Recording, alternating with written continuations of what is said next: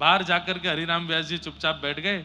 थोड़ी देर बाद भोग प्रसाद होने के बाद जैसे ही पर्दा खुले, आहा, लोग बाग जय जयकार करने लगे, मनोहर झांकी, मधुर झांकी, आहा, आज ठाकुर जी कितने सुंदर लग रहे हैं, आज ठाकुर जी कितने प्यारे लग रहे हैं।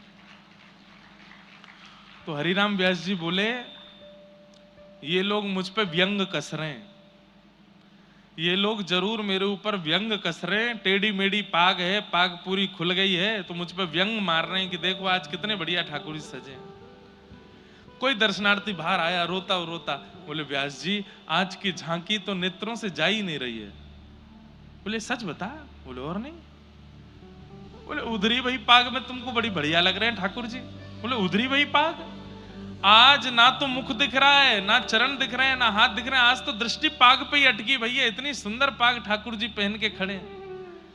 भीतर जाकर के जैसे हरिराम व्यास जी ने देखा तो क्या पाया, आज इतनी सुंदर पाग, और उस सुंदर पाग के ऊपर 10-15 मोर पंख ऐसे लटका करके ठाकुर जी ने इतनी सुंदर पाग।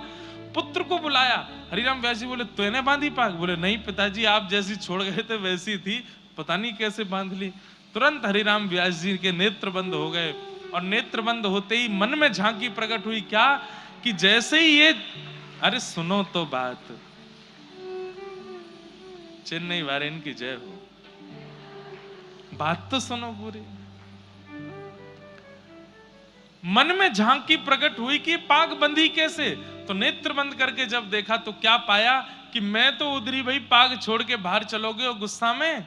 तब प्रिया जी, तब किशोरी जी आई, और किशोरी जी ने आकर के देखी, हैं ऐसे बुरे बावड़े से बन के खड़े हो ठाकुर जी, ये पाग क्यों नहीं बांधी?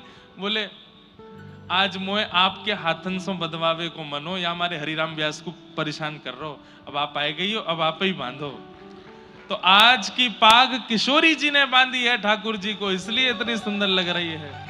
देख करके हरिराम व्यास जी झूमने लगे, नृत्य करने लगे। आहा, ऐसी हमारी किशोरी जी, ऐसी हमारी प्रिया जी।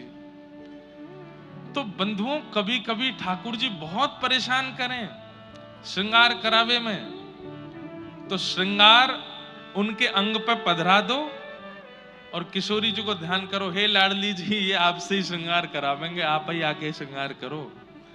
और ऐसी भावना करके 10 मिनट बाद हाथ में इत्र लगा के, हे किशोरी जी आप ही हस्त कमल में आके विराजमान है जाओ।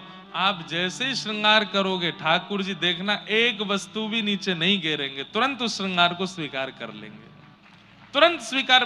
क्यों? अब आपने श्रृंगार नहीं किया, अब आपने किशोरी जी के भाव से श्रृंगार किया।